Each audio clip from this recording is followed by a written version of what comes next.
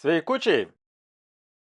Šiandien mano kamadė kiaulienos kumpis marinuotas šlapiuoju būdu ir pakeptas ant tiesioginės kaitros.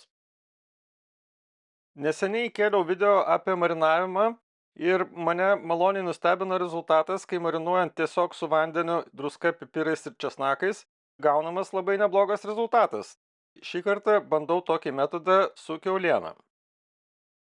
Nusipirkau kiaulienos kumpio gabalą, jis dar yra įdėtas į tinklelį, bet šiaip pakankamai toksai teisingos formos, tai tas tinklelis nelabai reikalingas, bet marinavimui jisai netrukdo, tai tiesiog užpilu viską tuo skysčiu, proporcija turėtų būti maždaug 5–10% druskos vienam litrui tirpalo ir man prireikia maždaug viso litro, kad pripildyti tą indą. Marinuojant kitokių prieskonių nededu, tai yra tik druska, pipirai ir česnakai ir laikau 24 valandas. Kitą dieną kuriu kepsninę ir naudosiu savo pamėgtą dabar pastaruoju metu metodą, tai yra kepimą ant tiesioginės kaitros. Kol kaista kepsninė, reikia nuimti tą tinklelį, nes jisai nereikalingas. Mėsa, jeigu būtų labiau netaisyklingos formos, tai galima būtų jį panaudoti, bet šiuo atveju tai yra tiesiog paprastas gabalas mėsos. Tai man tas tinklelis nereikalingas, viską tiesiog nuvalau sausai ir dėsiu ant grotelių odos pusę į apačią. Pastaruoju metu kelis kartus jau bandžiau kepti ant tiesioginės ugnies kelis skirtingus maisto dalykus ir gaunasi labai neblogas rezultatas. Tam dedu sistemą atvirkščiai, kad būtų kuo didesnis atstumas nuo tiesioginės kaitros, kad stabiliai viskas laikytųsi, dar naudoju tokius medienos pagaliukus ir dedu groteles nuo mažesnio kamado. Kad būtų labiau malonesnis rūkytas skonis, dedu dar papildomai medienos pagaliuką ir uždedu mėsą tiesiog ant grotelių, pradžiai pakepti mėsos pusę į viršų. Kepant tokiu būdu, mano kepsniniai idealiausia temperatūra yra tarp 140 ir 160 laipsnių, tai tikrai didelės kaitros nereikia. Pradžia atrodo gana daug žadanti, tai yra mėsa tolygiai šyla, oda nesvyla, bet matau, kad yra labai daug to riebalo. Tas riebalas pradės lydytis ir tada reikės galvoti, ką toliau su tuo daryti. Nes skirtingai nuo jauno paršelio kumpio, kurį kepiau kažkuriam video, ar pavyzdžiui karkos mėsos, šitas riebalas yra labiau lašinys ir tikrai, kai jis pradeda lydytis, gana daug krenta to riebalo ant anglių ir bijau, kad bus nelabai geras skonis. Teko staigiai apsispręsti. Tiesiog nutariau, kad reikia vietoj to, kad toliau tą mėsą rūkinti, nors temperatūra dar yra tik tai apie 30–34 laipsnius, ją tiesiog įdėti ir patroškinti, kad nevarvėtų tie riebalai toliau į kamadą.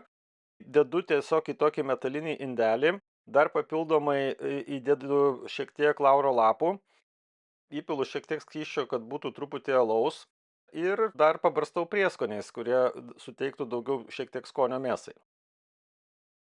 Tai šiek tiek teko pakeisti pradinį planą. Galima, aišku, būtų dėti dabar deflektorių, tada nulašėjimo indą ir bandyti tą mėsą toliau rūkinti, bet kažkiek dūmo jinai jau gavo, tai galima tiesiog toliau ją pabaigti troškinti indelėje su folija. Na ir toliau ją troškinu toje pačioje temperatūroje, tai yra apie 150 laipsnių Celsijaus, bet dabar, kadangi viskas jau yra indelėje, tai gali būti temperatūra ir šiek tiek aukštesnė. Kadangi ant grotelio dar yra vietos, galima pasikepti kažką papildomai. Šiuo atveju dedu tiesiog bulves, kurios yra apvirtos, tai yra, iš esmės vakarykščios bulves, ir jas apversdamas tiesiog pakepsiu kartu su mėsa.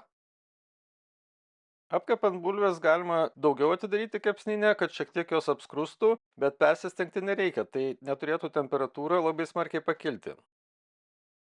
Mėsa jau kamadė yra apie 3 valandas. Tai pirma valanda buvo, kai tiesiog ją bandžiau parūkinti ir apkepinėjau ant tiesioginės kaitros. Toliau folijoje apie 2,5 valandos ir jau artėja jinai į pabaigą. Laukiu, kol temperatūra viduje pasieks apie 92 ar daugiau. Šiuo atveju temperatūra yra aišku svarbi, bet svarbiau yra, ar mėsa jau yra minkšta, ar jinai prasiduria tiesiog su tuo pačiu termometru. Ir jeigu ją troškinčiau dar ilgiau, tai gautųsi plėšyta kiauliena. Man šį kartą visas procesas užtruko kiek mažiau nei 4 valandas. Nuėmus mėsą dar palikau ją šiek tiek pastovėti, tai maždaug apie 15-20 minučių. Ir ką pastebėjau, kad labai daug skysčio yra tame inde. Tai nors alaus pyliau labai minimaliai, bet nuo pačios mėsos gana daug skysčio. Mėsa puikiai išsitroškinusi, labai primena kokią panevėžio filė, sakyčiau. Nors mėsa pati yra sultinga, oda yra puikiai išsitroškinusi ir tikrai geras skonis. Iš esmės užteko tos valandos tam, kad mėsa pasirūkintų. Galima turbūt rūkinti ir ilgiau, tai bus labiau rūkytas skonis, bet pakanka tikrai. Mėsa, aišku, yra daug liesesnė ir mažiau turi jungiamo audinio, bet skonis labai panašus į karko skonį. Sakyčiau, vertas variantas pabandyti išsikepti. Skanaus ir iki kito karto.